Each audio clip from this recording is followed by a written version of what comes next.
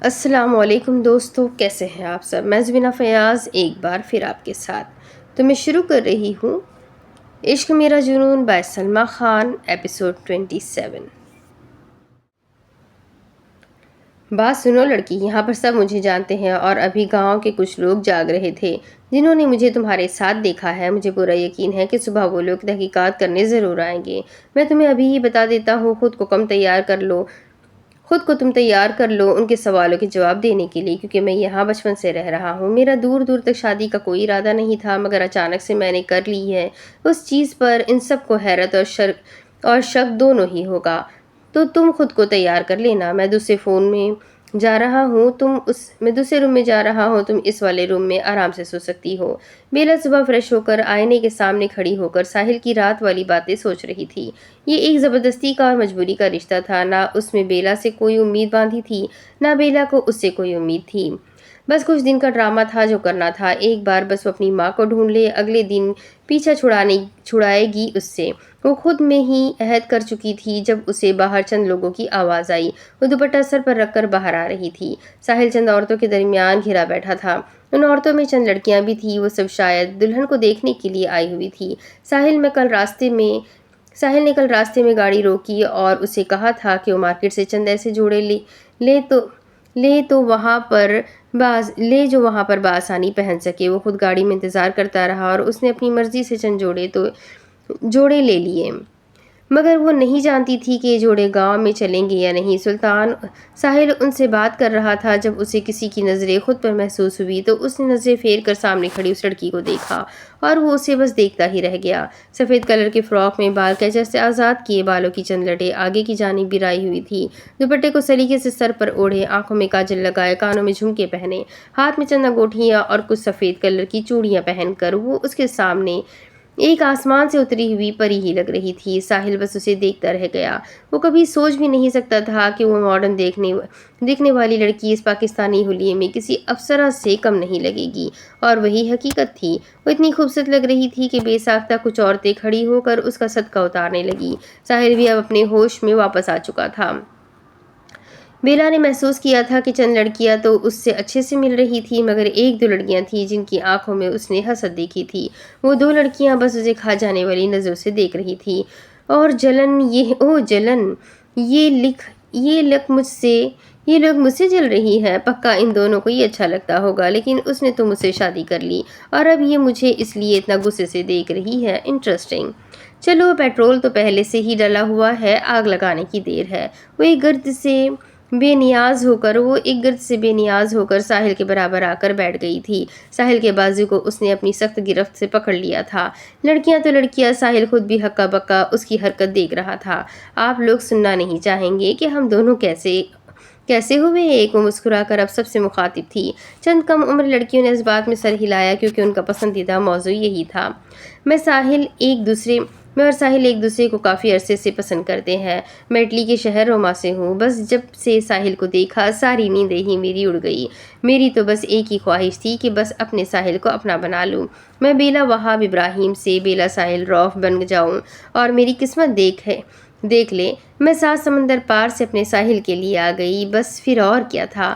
جب ہم دونوں ایک دوسرے سے محبت کرتے تھے تو پھر دیر کیا کرنی تھی؟ سیدھا گئے قاضی کے پاس اور نکاح پڑھ لیا۔ ماشاءاللہ سے میں تو خود کو دنیا کی خوش نصیب لڑکی سمجھتی ہوں کہ مجھے ساحل ملے، میری محبت، میری چاہت، میرا عشق، میرا شوہر، میرا جنون اور میرے ہونے والے بچوں کا باپ۔ اسی طریقے سے سب کو بتائے جا رہی تھی۔ ساحل کو تو اچانک سے چکر آنا شروع ہو گئے تھے۔ محبت، پیار، عشق اور ہونے والے بچوں کا باپ۔ شوہر تو چلو میں نے ہی کہا تھا سب کو بتانا ہے، مگر یہ سب کیا تھا؟ اور بچے جن کا کوئی نام و نشان ہی نہیں ہے، یہ ان کا باپ بنا چکی ہے مجھے۔ یا اللہ تو مجھے صبر دے دے۔ ایکٹنگ کرنے کا کہا تھا، یہ لڑکی اوور ایکٹنگ کر رہی ہے۔ ایک بار سب کو جانے دو، اس کے تو اچھے خاصے پیسے کاٹتا ہوں۔ وہ دل ہی دل میں اڑتے ہوئے وہاں پر بیٹھا تھا۔ بیلا نے بھی کوئی کسر نہیں چھوڑی تھی وہاں پر موجود لوگوں کو حیران کرنے کی۔ وہ نئے اعتراف کر رہی تھی اور ساحل تو بس اسے دیکھتا رہ گیا۔ ساحل نے جب پہلی بار مجھے دیکھا تھا نا، تب ہی فدا ہو گئے تھے مجھ پر، اور ساحل کو بے اختیار اپنی اور اس کی پہلی ملاقات یاد آئی۔ ایسا فدا ہوا تھا، دل تو چاہ رہا تھا کہ قبر میں دفن کر دوں اس کو۔ وہ اس کے دل میں جواب دے رہا تھا اور پھر بس دوسری ملاقات میں جب میں یہاں آئی تو ساحل نے کہہ دیا کہ بیلا اب میں تم سے دور نہیں رہ سکتا، تم میری زندگی سے گئی تو میں مر جاؤں گا بیلا، شادی کر لو مجھ سے ہمیشہ کے لیے، میری بن جاؤ، بس میری بن جاؤ۔ میں نے بھی پھر سوچ لیا اب جب اتنی منتیں کر رہا ہے تو اب مان ہی لیتی ہوں۔ پھر بس ہم نے سیدھا نکاح کر لیا۔ ہاں، ولیمے کا ہم نے سوچا تھا کہ ہم گاؤں میں کریں گے، سب کو بلا کر مسکرا کر عورتوں کو بتا رہی تھی، اور ساحل تو دل ہی دل میں خود سے مخاطب تھا، پکا یہ لڑکی زیادہ فلمیں دیکھتی ہوگی، اتنی ڈائلاگ کون مارتا ہے اور بس بولے جا رہی ہے، اللہ اس کی زبان کو تالا لگا دے، وہ بس یہی کر سکتا تھا۔ آج ان سب کو ابان کے گھر ہی رکنا تھا۔ دانی تھوڑی دیر پہلے کمرے میں گئی تھی، مگر آج ابان کو تو آدم، روز، ماہی اور روبی چھوڑنے کو تیار ہی نہیں تھے۔ وہ ایک رات کے لیے وہاں پر رکے تھے۔ ان کا یہی کہنا تھا کہ آج رات آپ ہمارے ساتھ گزار لے، باقی پوری زندگی آپ کو بھابھی کے ساتھ ہی رہنا ہے۔ اس نے بھی اپنی بہنوں اور زبردستی کے بھائی کی بات مان لی تھی۔ البتہ نکاح کے بعد زاویار کا کچھ پتہ نہیں تھا، وہ کسی کام کا کہہ کر وہاں سے نکل چکا تھا۔ ماہی کافی دیر سے اسے فون ملا رہی تھی، مگر اس کا فون لگ ہی نہیں رہا تھا۔ ابان نے اسے تسلی دی کہ وہ کسی کام کے سلسلے سے گیا ہے، بہت جلد آ جائے گا، تو پھر اسے تھوڑی سی تسلی ہوئی اور وہ ان سے باتوں میں لگ گئی۔ دانی کافی تھکی ہوئی تھی تو وہ تھوڑی دیر آرام کرنے کے لیے چلی گئی تھی، مگر اب اسے غزل نیچے لے آئی تھی، کیونکہ اب وہ بھی آرام کر کر کے تھک گئی تھی۔ رات کے تقریباً 2 بج رہے تھے، مگر وہاں پر کسی کی آنکھوں میں کوئی نیند نہیں تھی، سب پرجوش ہو کر باتوں میں مصروف تھے۔ وہ سب اس چیز سے لائن تھے کہ وہ سب خوشیاں منا رہے ہیں، اور کسی ایک کے دل پر آج قیامت ٹوٹی تھی۔ وہ وہاں پر نہیں کھڑا ہو پا رہا تھا، اس کی ٹانگیں اس کا ساتھ نہیں دے رہی تھی، وہ بہت ہمت کر کے وہاں سے نکلا تھا۔ ابھی وہ کافی دیر سے گاڑی کو بغیر کسی مقصد کے سڑکوں پر چلا رہا تھا۔ جب تھک گیا تو ایک پارک میں بینچ پر بیٹھ کر ساحل کو فون ملانے لگا۔ آخر وہی تو تھا اس کا ہمراز، وہی تو اس کو سمجھ پاتا تھا۔ چند بیل دینے کے بعد فون اٹھا لی گئی۔ ساحل نے جیسے ہی ہیلو کہا، سامنے سے زاویار کی خاموشی سن کر وہ پریشان ہو گیا۔ ساحل تو صبح بیلا نے جو کیا وہ اسے بتانا چاہتا تھا، مگر یہاں اس کی اپنی یہ حالت دیکھ کر وہ پریشان ہو گیا تھا۔ بھائی تو ٹھیک ہے؟ وہ اب پریشانی سے اس سے پوچھ رہا تھا۔ اس کی شادی ہو گئی، اس نے روندی ہوئی آواز میں کہا۔ کس کی؟ وہ سمجھ نہیں پا رہا تھا کہ وہ کس کی بات کر رہا ہے۔ دانین کی۔ ساحل سمجھ گیا تھا کہ اسے کیا ہوا ہے۔ بھائی اس کی شادی تو پہلے ہی ہو گئی تھی، تو صبر نہیں ہوئی تھی اس کی شادی پہلے؟ اس کی شادی آج ہوئی ہے، جس لڑکی کو میں نے چاہا، جس لڑکی سے میں نے محبت کی، جس لڑکی کے لیے میں مزار تک گیا، جس لڑکی کے لیے میں دنیا سے لڑنے کو تیار تھا، جس لڑکی کے لیے میں سب کچھ کرنے کو تیار تھا، آج وہ لڑکی کسی اور کی ہو چکی ہے، آج وہ کسی اور کے نام ہو چکی ہے۔ ساحل اب سے اس کا نام دانین مقبول صادق نہیں، بلکہ وہ سانس لینے کے لیے رکا۔ آواز میں واضح طور پر نمی تھی۔ اس کے بعد سے یوں محسوس ہوتا تھا کہ وہ کافی رویا ہے۔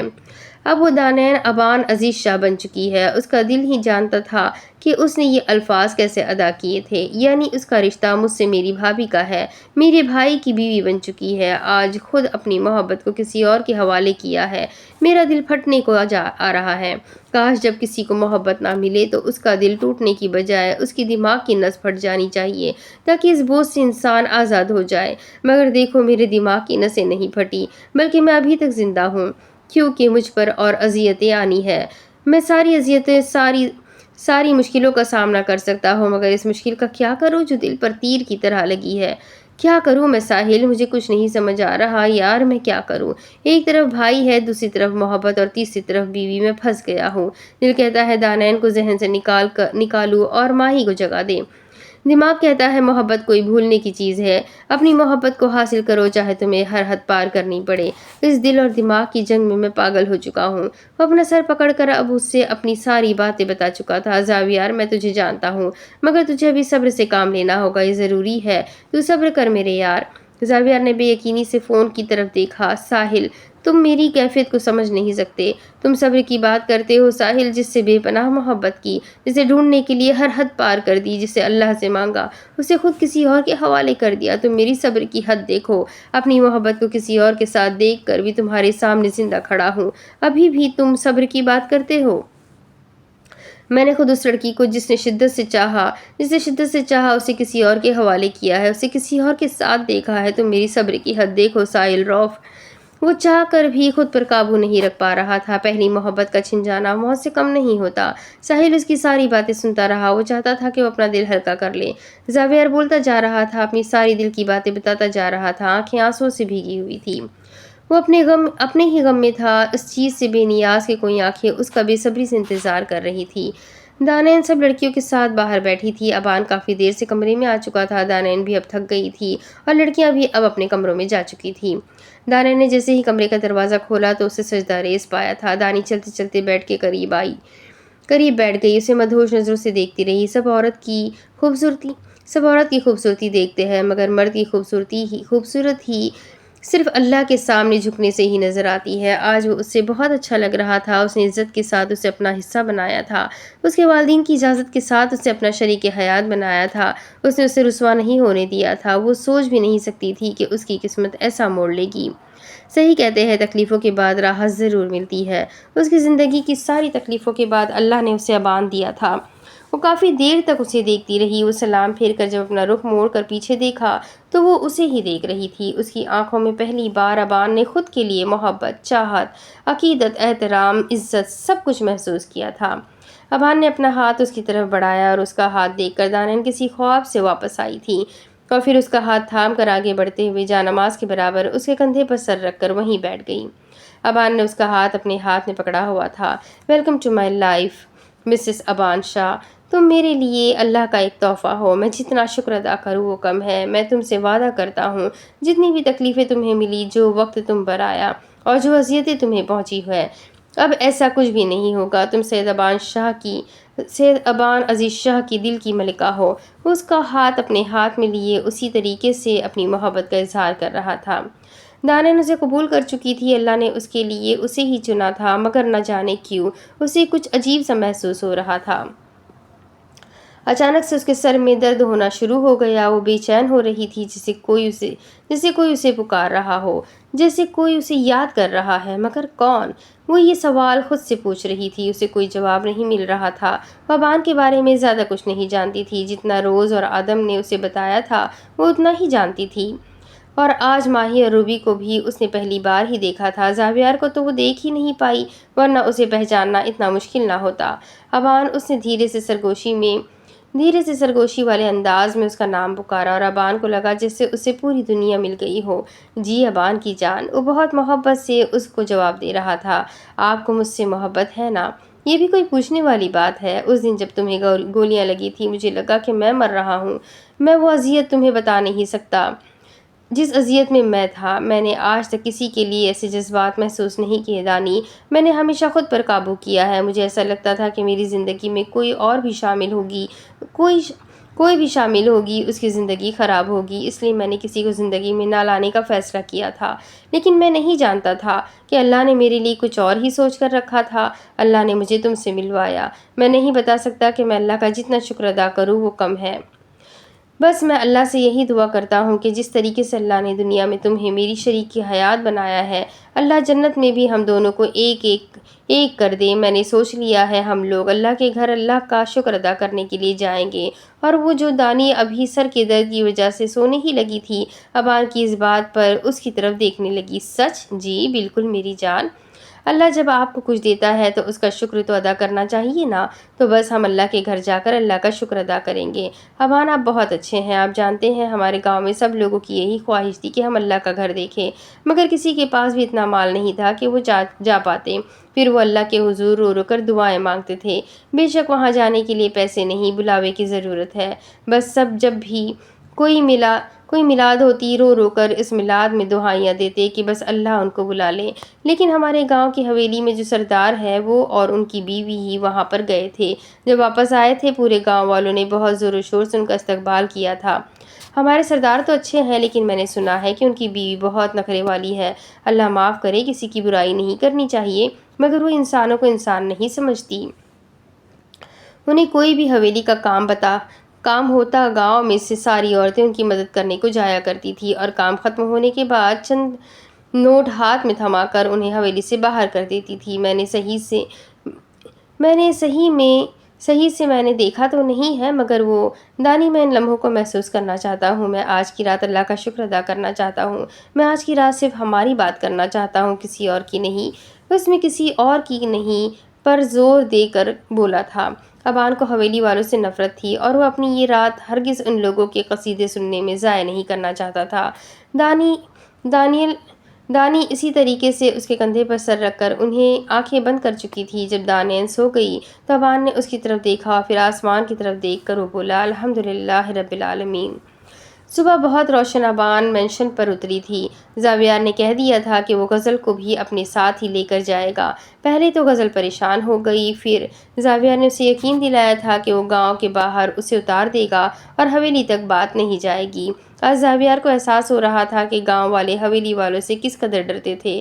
آج اسے پتہ نہیں کیوں مگر ذوالفقار اچھا لگ رہا تھا۔ زاویار کے گاؤں والے کبھی اپنی پریشانی کھل کر ان کے سامنے نہیں کھلاتے تھے، مگر ذوالفقار نے اپنے گاؤں والوں کو وہ اعتماد دیا ہوا تھا کہ کوئی بھی بات ہو، چھوٹی بات بھی بنا ڈرے ذوالفقار کے سامنے بتا دیتے تھے۔ اس میں کوئی شک نہیں تھا کہ ذوالفقار ایک بہت اچھا سردار ثابت ہو رہا تھا اپنے گاؤں والوں کے لیے۔ دانی بہت افسردہ تھی سب کے جانے سے۔ اسے ایک ہی رات میں ماہی اور روبی بھی بہت اچھی لگی تھی اور غزل تو اس کی تھی ہی جان۔ ماہی روبی نے وعدہ کیا تھا کہ بہت جلد واپس آئیں گی اس سے ملنے، اور غزل نے بھی کہا تھا اگر قسمت ہوئی تو وہ ضرور آئے گی، ورنہ تو ضرور چکر لگانا گاؤں میں۔ اس نے بھی اس بات میں سر ہلایا۔ ڈائننگ ٹیبل پر سب بیٹھ کر کھانا کھا رہے تھے۔ اس کے بعد سب کو نکلنا تھا۔ زاویار باہر گاڑی میں بیٹھا تھا۔ وہ ہرگز دانیل کا سامنا نہیں کرنا چاہتا تھا۔ ایسا نہیں تھا کہ وہ اس سے ڈر رہا تھا، اسے خود پر یقین نہیں تھا۔ اگر وہ اسے دوبارہ دیکھے گا تو اپنا ضبط کھو دے گا، اور ہو سکتا ہے جب زاویار عزیز شاہ اپنا ضبط کھوئے تو اس کی جان بھی جسم سے نکل جائے۔ وہ اپنے اندر ہی ایک الگ جنگ لڑ رہا تھا، لیکن بہت دل سے اس کے اور ابان کے رشتے کا احترام کرتا تھا۔ اب نہ چاہتے ہوئے بھی وہ اس کی بھابھی تھی، اس کے لیے قابل احترام تھی۔ اس نے خود کے دل کو بہت مشکل سے یہ کہہ کر تسلی دی تھی کہ وہ اس کے نصیب میں نہیں تھی، شاید وہ اس کے لیے بہتر تھی، مگر اللہ بہتر لے کر بہترین دیتا ہے۔ شاید وہ بہتر دانی تھی اور اسے اللہ نے لے کر ماہی سے نوازا، اور ماہی زاویار کے لیے بہترین تھی۔ بھابھی ابان بھائی نے کیا دیا؟ ڈائننگ ٹیبل پر ماہی دانی کے کان میں سرگوشی کر رہی تھی۔ دانی ہلکا سا مسکرایا، پھر ابان کو دیکھا۔ ابان ہی میرے لیے اللہ کا بہترین تحفہ ہے، تو کیا اس سے بہترین تحفہ مجھے کوئی اور مل سکتا ہے؟ اسے مسکرا کر کہا۔ ڈائننگ ٹیبل پر سب کے کانوں تک دانی کی آواز گئی تھی۔ سب نے بے ساختہ ماشاء اللہ کہا تھا۔ ابان بھی مسکرایا تھا۔ ناشتہ ختم ہونے کے بعد سب لوگ اب گاڑی کے اندر بیٹھ رہے تھے۔ دانی باہر آ چکی تھی، مگر اس کی نظر ابھی تک زاویار پر نہیں پڑی تھی، کیونکہ وہ گاڑی کے اندر بیٹھا تھا۔ دانی سب سے مل کر اب وہاں پر کھڑی تھی۔ زاویار گاڑی سے نکل کر ابان اور آدم سے مل رہا تھا۔ جب اگلے ہی پل دانی کی نظر زاویار پر گئی تو وہیں ٹھہر گئی۔ وہ بغیر پلک جھپکائے اسے دیکھ رہی تھی۔ وہ وہی تھا، گاؤں کے سردار کا بیٹا، ابان کا بھائی اور ماہی کا شوہر، یعنی ابان عزیز شاہ کا بیٹا ہے۔ وہ بھی رات سے پریشان تھی۔ جب بار بار غزل اس کو کہتی ہے کہ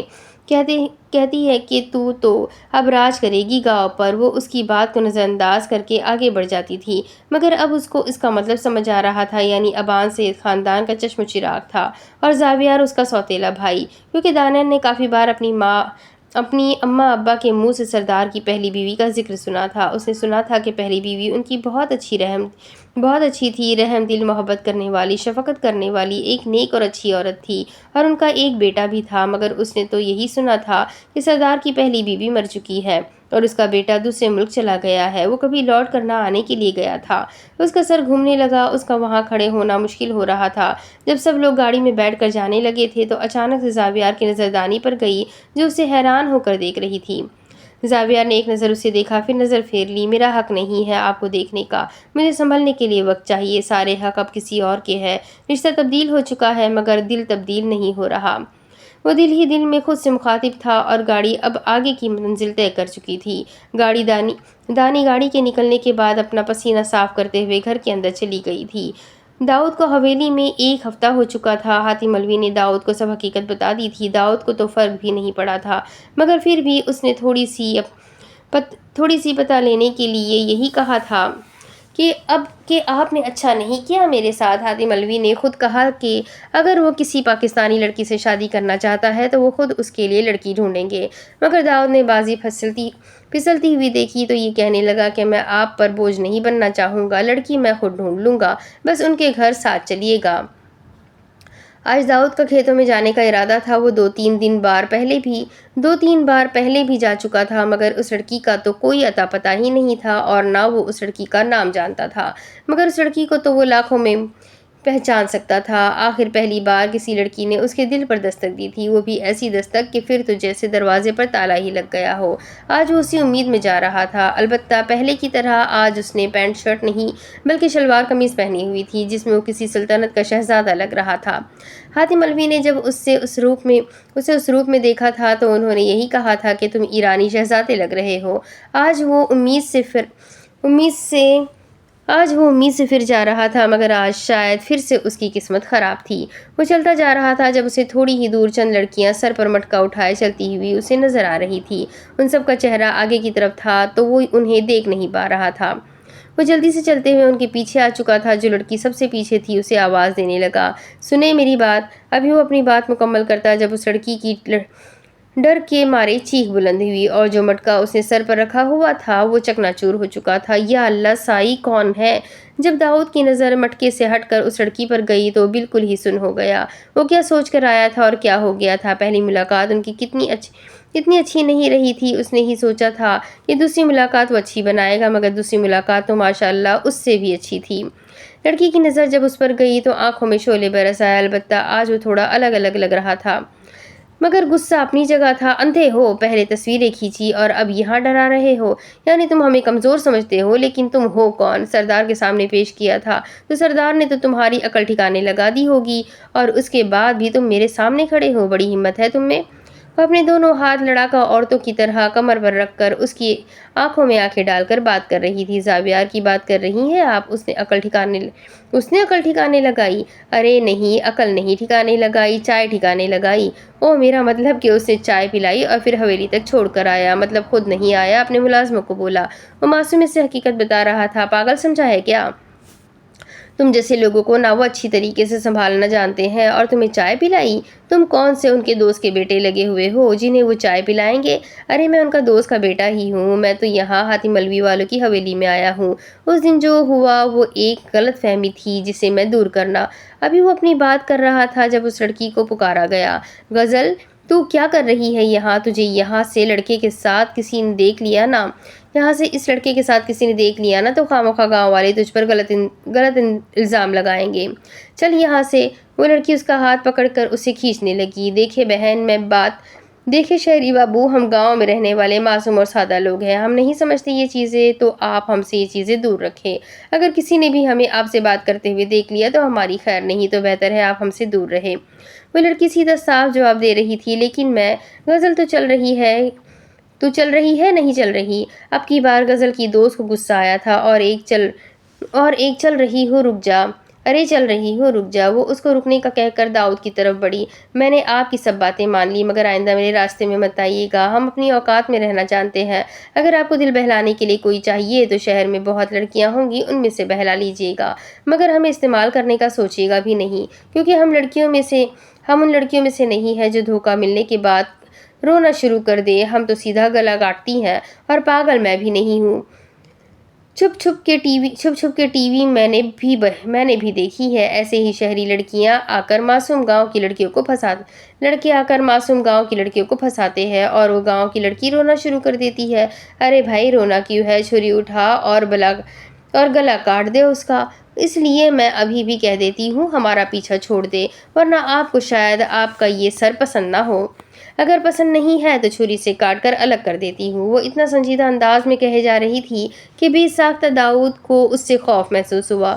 وہ مزید وہاں کھڑی نہیں رہی بلکہ اپنی دوست کے ساتھ واپس جانے لگی۔ یا اللہ، کون گاؤں کی لڑکیوں کو معصوم کہتا ہے؟ یہ تو اتنی خطرناک ہوتی ہے کہ سیدھا قتل پر اتر آتی ہے۔ ایک تو میرا دل کسی سے لگ نہیں رہا، اور اب جس سے لگا ہے وہ تو ایسی ہے کہ بندہ پورا دن خوف میں ہی رہے۔ یہ کون سی بات اس کو بری لگ جائے اور کون سی بات پر وہ میرا قتل کر دے۔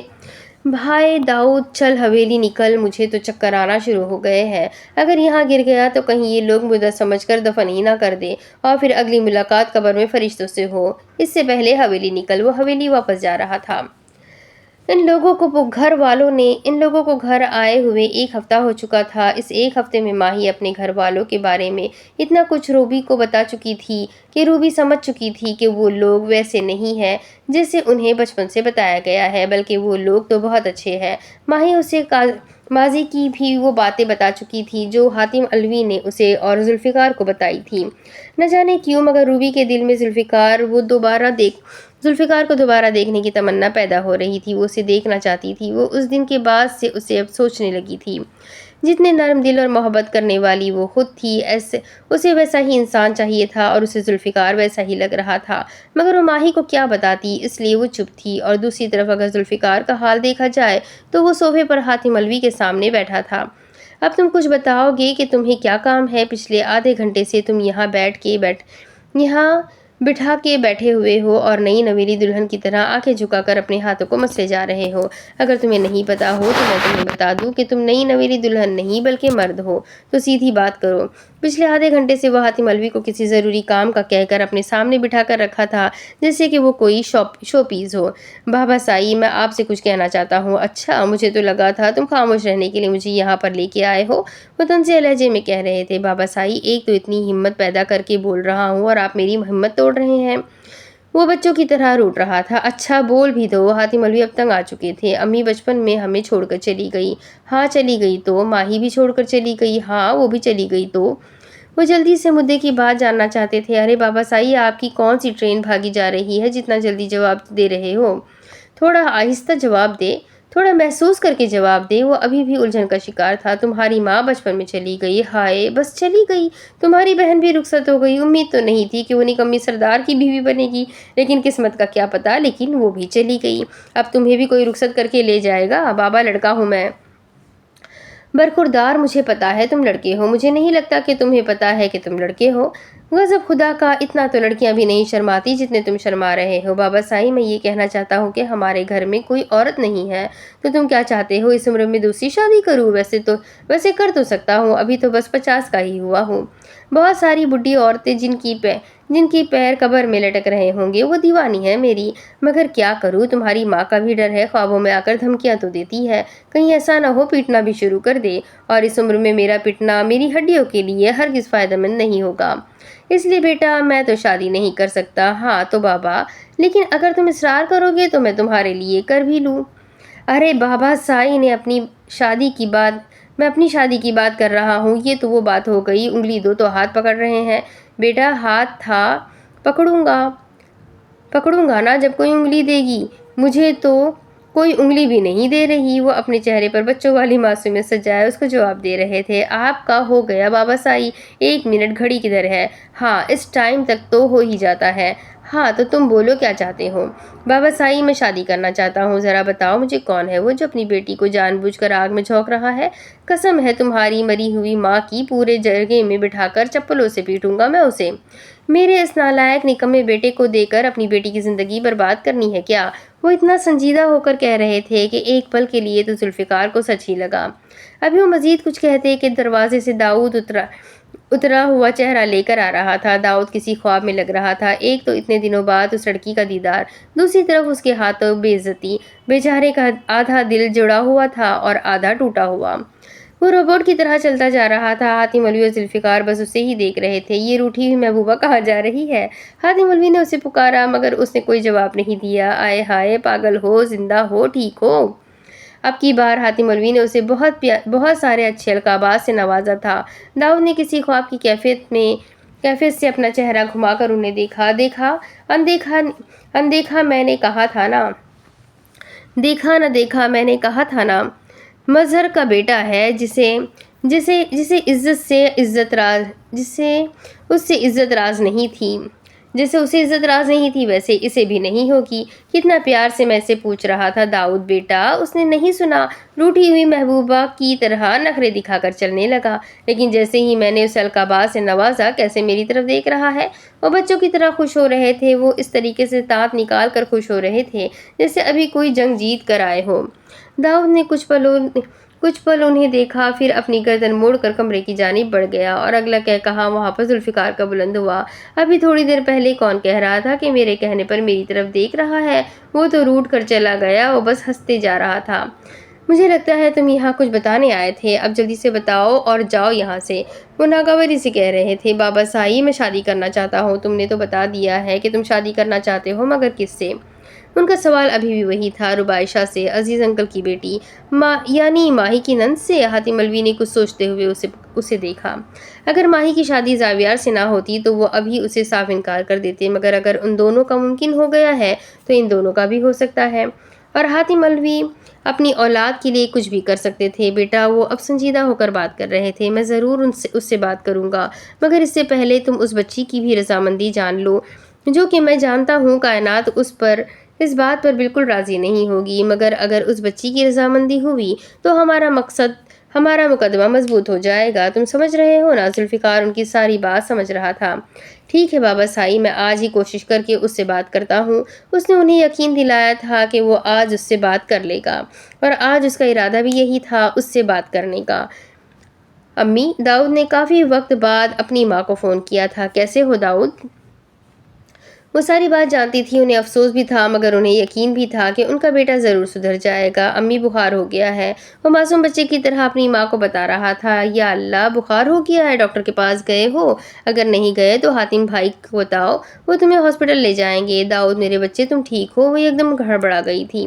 امی امی امی، وہ والا بخار نہیں تو اور کون سا بخار ہوتا ہے؟ وہ ناسمجھی سے اس سے پوچھ رہی تھی۔ ایک تو مجھے سمجھ نہیں آتا، آپ نے آدمی سے نہیں بلکہ نجومی سے شادی کر لی ہے، جو کہا تھا انہوں نے ویسا ہی ہوا۔ جب وہاں سے جا رہا تھا تو انہوں نے کہا تھا نا کہ جا صحیح سلامت رہا ہے، واپس عشق کا بخار لے کر آئے گا، تو جا کے بتا دے اپنے نجومی شوہر کو مجھے عشق کا بخار ہو چکا ہے، مجھے پیار ہو گیا ہے۔ جس سے پیار ہوا ہے اس کی نظر میں عزت بنانے کی کوشش کر رہا تھا، مگر ساری عزت کا کباڑا ہو گیا۔ کیا کروں میں؟ کچھ سمجھ ہی نہیں آ رہا امی۔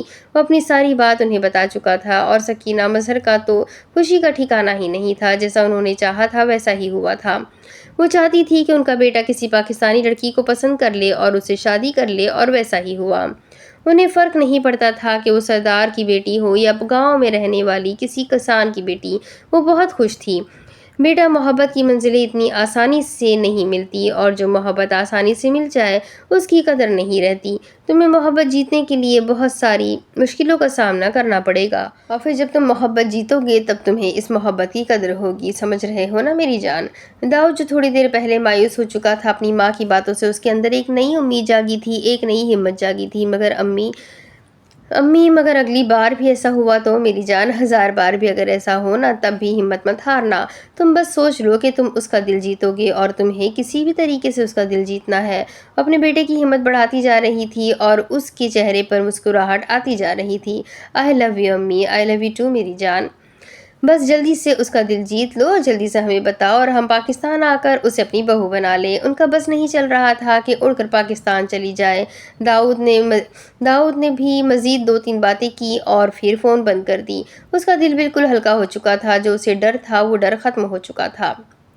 ذوالفقار کو اگر اپنے دل کی بات روبی تک پہنچانی تھی تو اسے ماہی کی ضرورت لازمی پڑنی تھی۔ اس نے ماہی کو سب کچھ بتا دیا تھا، اور ماہی بہت خوش تھی اپنے بھائی کے لیے، کیونکہ وہ جانتی تھی کہ روبی جیسی لڑکی بھائی کے ساتھ بہت اچھی لگے گی، اور وہ دل کی بھی بہت اچھی تھی۔ ماہی نے اسے کہا تھا کہ وہ اسے فون ملا کر دے گی اور وہ اپنے دل کی بات اسے سنا دے، مگر اس نے کہا کہ وہ مل کر بتانا چاہتا ہے۔ ماہی نے اسے شاپنگ کا کہہ کر باہر لائی تھی۔ ماہی ہرگز نہیں چاہتی تھی کہ زاویار بے خبر رہے ان باتوں سے، تو فوراً ساری بات زاویار کو بتا چکی تھی۔ پہلے تو وہ حیران ہوا، پھر پریشان، اور پھر وہ اچھے طریقے سے ذوالفقار کو جانتا تھا کہ اس کی بہن کے لیے اس سے بہتر ہمسفر کوئی نہیں ہو سکتا، مگر اس سے زیادہ ضروری روبی کی رضامندی جاننا تھی، اس لیے اس نے اجازت دے دی تھی۔ وہ دونوں شاپنگ پر چلی گئی تھی، ان لوگوں نے کافی شاپنگ کی۔ جب ماہی کے موبائل پر زاویار کا میسج آیا کہ ذوالفقار پہنچ گیا ہے، جب تک وہ دونوں بات نہیں کر لیتے تب تک تم باہر آ جاؤ، میں گاڑی میں تمہارا انتظار کر رہا ہوں۔ ماہی اسے بٹھا کر وہاں سے جا چکی تھی۔ پہلے تو روبی کافی پریشان ہوئی کہ وہ اسے اکیلا چھوڑ کر کیوں چلی گئی ہے، مگر چند منٹ بعد اس نے اپنے سامنے سے ذوالفقار کو آتے ہوئے دیکھا تو اس کا دل تیزی سے دھڑکنے لگا۔ وہ بڑھتا جا رہا تھا اور اس کے دل کی رفتار بھی بڑھتی جا رہی تھی۔ 20 قدم، 19 قدم، 18 قدم، 17، 16، 15 قدم کم ہوتے جا رہے تھے اور اس کی طرف بڑھتا جا رہا تھا اور اس کے دل کی دھڑکن مزید تیز ہوتی جا رہی تھی۔ قدم کم ہوتے جا رہے تھے، 14، 13، 12، 11 اور بالآخر 3 قدم۔ وہ اب بالکل اس کے سامنے آ چکا تھا۔ السلام علیکم، وہ اپنی نرم اور میٹھی آواز میں سلام کر رہا تھا۔ وعلیکم السلام، اس نے نظر جھکا کر جواب دیا تھا۔ کیا میں یہاں بیٹھ سکتا ہوں؟ اس نے احترام سے اجازت طلب کی۔ روبی پہلے تو گھبرائی اور پھر ہلکا سا سر ہلا کر ہاں کا اشارہ کیا۔ وہ اس کے سامنے بیٹھ چکا تھا۔ پہلی بار تو روبی نے آغاز کیا تھا، مگر اس بار باتوں کا آغاز کسی کی طرف سے نہیں ہوا تھا۔ کیسی ہے آپ؟ 5 منٹ کی خاموشی کے بعد ذوالفقار نے پوچھا تھا۔ الحمدللہ، آپ کیسے ہیں؟ الحمدللہ، اللہ پاک کا کرم ہے، میں ٹھیک ہوں۔ بس مختصر سا سلام دعا ہوئی اور پھر خاموشی، اور پھر 7 منٹ کی خاموشی کے بعد پھر سے بات کا آغاز ہوا۔ میں نے آپ کو آج یہاں بلایا ہے، میں نے ماہی کو بولا تھا۔ اور اس بات پر روبی حیران نظر سے اسے دیکھ رہی تھی۔ آپ کو کوئی کام تھا؟ وہ الجھتی ہوئی نظروں سے اسے دیکھ رہی تھی۔ میں کچھ کہنا چاہتا تھا۔ وہ بھی اپنی نظریں جھکا کر ہی بات کر رہا تھا۔ روبی سوالیہ نظر سے اسے دیکھ رہی تھی۔ میں نے کچھ وقت پہلے ایک لڑکی کو دیکھا اور مجھے پہلی نظر والی محبت ہو گئی۔ اس کی آنکھیں ایسی تھی کہ میں اس میں ڈوب گیا، اس کی مسکراہٹ ایسی تھی کہ میں کھو گیا، اس کے چہرے میں وہ چمک تھی کہ مجھے چاند میں بھی چمک کی کمی محسوس ہوئی، اس کے وجود کی خوشبو ایسی تھی کہ مجھے پھولوں کی خوشبو کم محسوس ہوئی۔ وہ ایسی ہے کہ میرا دل چاہتا ہے کہ میں اسے اپنے سامنے بٹھا کر بس اسے دیکھتا رہوں، وہ بس میرے سامنے مجسمہ بن کر بیٹھی رہے اور میں بس اسے دیکھتا رہوں۔ وہ کھوئے ہوئے انداز میں اس کی تعریف کرتا جا رہا تھا اور نہ جانے کیوں مگر روبی کی آنکھوں میں آنسو بھرنے لگے۔ وہ اس بات کی توقع نہیں کر رہی تھی، جو سوچ رہی تھی کہ کوئی اور بات ہوگی، مگر وہ تو یہاں اپنی محبت کی تعریف کر رہا تھا۔ پتہ نہیں کیوں مگر روبی کو تکلیف ہو رہی تھی۔ وہ نہیں جانتی تھی اسے تکلیف کیوں ہو رہی ہے۔ سامنے بیٹھے شخص کے ساتھ اس کا کوئی تعلق بھی نہیں تھا، مگر وہ اسے سوچنے لگی تھی، وہ اسے یاد کرنے لگی تھی۔ اس کا دل اسے دیکھنے کی بغاوت کر رہا تھا اور جب آج اسے دیکھا تو اس کے الفاظوں نے اس کے پیروں تلے سے زمین جیسے کھینچ لی تھی۔ وہ خالی خالی نظروں سے بس اسے دیکھے جا رہی تھی۔ ذوالفقار اپنی دھن میں بولتا جا رہا تھا۔ بس ایک پل کے لیے اس نے اپنی نظریں اٹھا کر سامنے بیٹھی اس لڑکی کی نظروں میں گاڑی تو وہ حیران رہ گیا۔ اس کی آنکھیں نم تھیں، اس کی آنکھوں میں آنسو تیر رہے تھے جو بس ابھی گرنے کو تیار تھے۔ ذوالفقار سمجھ نہیں پا رہا تھا کہ اسے کیا ہوا ہے۔ جب اپنی باتوں پر غور کیا تو اسے اندازہ ہوا کہ وہ تو تعریف کرتا جا رہا تھا، مگر اس نے تو ایک بار بھی اسے نہیں بتایا کہ وہ لڑکی ہے کون۔ اگر وہ نام لے کر پھر کرتا تو وہ خوش ہوتی کہ وہ اس کی تعریف کر رہا ہے، مگر ایک لڑکی کے سامنے دوسری لڑکی کی تعریف کرو تو اس لڑکی کو تکلیف ہوتی ہے، مگر اس لڑکی کو تکلیف اس لیے ہوتی ہے جو تعریف کر رہا ہے اس کے لیے اس کے دل میں کوئی جذبات ہوتے ہیں۔ تو کیا روبی کے دل میں اس کے لیے جذبات تھے؟ اور اگر تھے تو اس کے لیے تو آگے کی ساری منزلیں آسان ہی تھی۔ روبی مزید کچھ سننا نہیں چاہتی تھی، ابھی وہ اس کو روکتی اس سے پہلے ذوالفقار بول پڑا۔ میں آپ سے محبت کرتا ہوں، جب پہلی بار آپ کو دیکھا دل نے بغاوت کر دی۔ دل کو سمجھانے کی کوشش کی مگر وہ سمجھنے کو تیار ہی نہیں ہے۔ مجھے نہیں پتا کہ آپ میرے لیے کیا جذبات رکھتی ہے، مگر میں آپ کو بتانا چاہتا ہوں کہ میں آپ سے بہت محبت کرتا ہوں، اتنی محبت کہ آپ اندازہ بھی نہیں لگا سکتی۔ وہ اسے اپنے حال بتا چکا تھا۔ روبی تو حیران تھی مگر چہرے پر اطمینان آ چکا تھا۔ ابھی وہ آگے کچھ بولتی کہ اتنے میں کوئی 2 وجود وہاں پر داخل ہوئے تھے۔ ان دو وجود کو دیکھ کر روبی کے اوپر کی سانس اوپر اور نیچے کی نیچے رہ گئی۔ ماہی اور زاویار بھی ان دونوں کو دیکھ چکے تھے، وہ لوگ بھی اوپر کی جانب آ چکے تھے۔ ابھی وہ کچھ بولتی کہ اتنے میں وہاں پر کچھ ایسا ہوا کہ وہاں پر سب لوگوں کو سانپ سونگھ گیا۔ تو یہ ایپیسوڈ یہیں ختم ہوتا ہے کہ آگے کیا ہوا اور لوگوں کو سانپ کیوں سونگھ گیا، یہ جاننا ہے تو آپ کو اگلے ایپیسوڈ کا ویٹ کرنا پڑے گا۔ تو اگلا ایپیسوڈ میں آپ کو اگلے ہفتے دوں گی۔ تب تک کے لیے اس ویڈیو کو لائک کریں، چینل کو سبسکرائب کریں، بیل آئیکن کو ضرور دبائیں۔ تو ملتے ہیں اگلے ویڈیو میں، تب تک کے لیے اپنا خوب سارا خیال رکھیں، مجھے بھی دعاؤں میں یاد رکھیں۔ اللہ حافظ۔